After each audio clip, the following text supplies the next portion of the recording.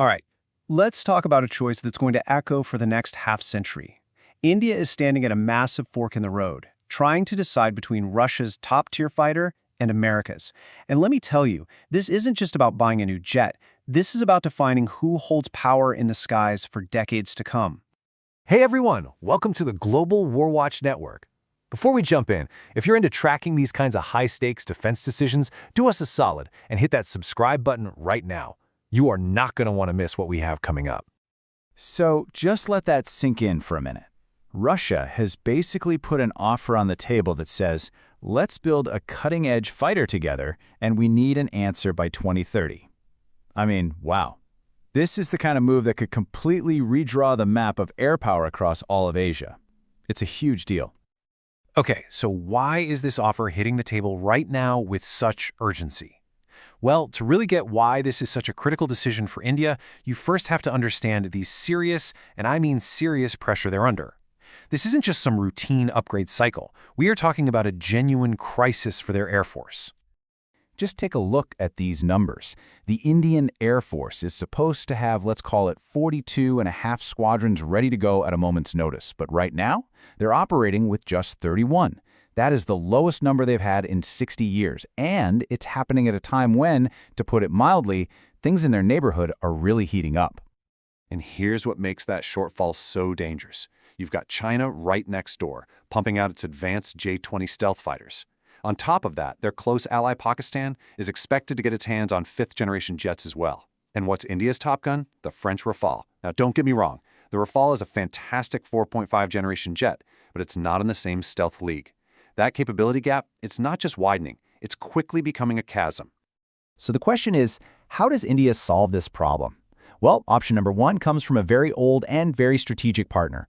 Russia has come back to the table, and this time, they've brought an offer that is so ambitious, it seems like it's designed to be almost impossible to refuse. And the centerpiece of this entire deal? It's the Sukhoi Su-57, or as NATO calls it, the Felon. This is Russia's answer to the American F-22 and F-35. It's a twin-engine beast built to own the skies, hit targets deep in enemy territory, and do it all with a stealthy profile.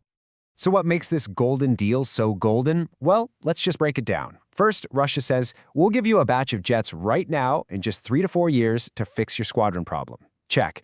Second, you can build the rest of them right there in India, a huge win for their domestic industry. But here are the real kickers, points 3 and 4. They're offering full technology transfer, the source codes, the critical tech, all of it. And India gets to plug its own homegrown missiles and bombs right in. You just don't get that kind of an offer from the West. Period. And get this isn't some Russian marketing brochure. This quote comes from a former U.S. Pentagon analyst. That tells you that even experts on the U.S. side look at the Su-57 and go, wow. When it comes down to the raw performance of a fighter jet, going fast, flying far, and carrying a heavy payload, the Su-57 is an absolute monster. Okay, so that's the Russian offer. Now let's pivot and look at the other side of this coin, the American pitch. And you've got to understand, what the U.S. is selling isn't just an airplane. It's an invitation to join an exclusive club, a whole ecosystem of military power. And that invitation comes in the form of the F-35 Lightning II. Now, the F-35 is a totally different animal from the Su-57. It's not designed to be the fastest or the most acrobatic dogfighter. Its superpowers are different. We're talking about next-level stealth, being practically invisible to enemy radar. And its brain, the sensor fusion, is so advanced it basically gives the pilot godlike awareness of the entire battlefield. It's less of a brawler and more of a flying quarterback, coordinating the whole team. And this really gets to the heart of it. This isn't just a simple choice between two planes. It's a clash of warfighting philosophies. Does India want the heavyweight boxer, the Su-57, that relies on pure speed, power, and reach? Or do they want the silent ninja, the F-35, that relies on information, stealth, and seeing the enemy long before the enemy ever sees them? This table really lays it all out, plain and simple. You can see the Su-57 takes the lead in speed, it's got 2 engines which many pilots love for survivability, and look at that combat radius. It can fly much farther, a huge deal for a country as big as India. And the price? Significantly cheaper. But then, you look at stealth, and it's not even a contest. The F-35 is practically a ghost in comparison.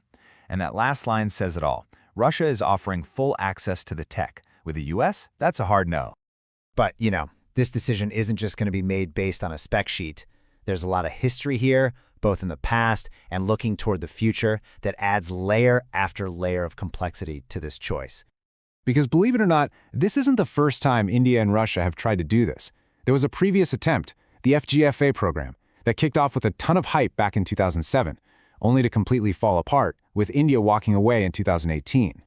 So what went so wrong? Well, it was a mix of things. The price tag ballooned to an insane amount. Russia started getting really cagey about sharing the critical tech that India wanted. And the Indian Air Force itself started having doubts, asking, hey, is this thing really as stealthy as you claim, and what's going on with the engines? So you can see why New Delhi might be a little cautious this time around. They've been burned before. And then there's another huge piece of the puzzle. India's own dream project, the AMCA. This is their ambitious plan to design and build their very own stealth fighter, completely from scratch. The ultimate goal here is total self-reliance. So any foreign jet they buy now is really just a stopgap, and they have to be really careful that it doesn't suck all the money and talent away from their own vital national program. So all of this brings us right back to the present day, to this absolutely monumental choice. It's a true balancing act. They have to weigh their desperate needs for today against their ambitious goals for tomorrow, and their legacy friendships against powerful new alliances. The path they choose will set their course for generations. So here it is, the final trade-off. If they go with Russia and the Su-57, they get the keys to the kingdom, complete tech transfer, a lower price, and a massive boost to their own industry. But they're also taking on risks with sanctions, a questionable supply chain, and a jet that's still relatively unproven. On the other hand, if they go with America and the F-35, they get the best stealth money can buy and are instantly plugged into the most powerful military network on Earth. The catch? The cost is astronomical, they get no real tech transfer, and they'll never have full sovereign control over their own planes. And that leaves us with the billion-dollar question, doesn't it? What does India value more? The promise of strategic autonomy and true self-reliance, built with help from a longtime partner? Or the undeniable power that comes from deep integration with the world's most advanced military ecosystem, led by the United States? Whichever path they choose, the answer is going to echo across the entire globe. Hey, thanks so much for sticking with us through that deep dive. If you found this breakdown valuable, do us a huge favor and hit that like button. Share this with someone you think would find it interesting. And of course, subscribe to the Global WarWatch Network.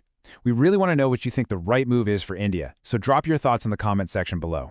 And come join the conversation on our social media channels. All the links are waiting for you in the description. We'll catch you on the next one.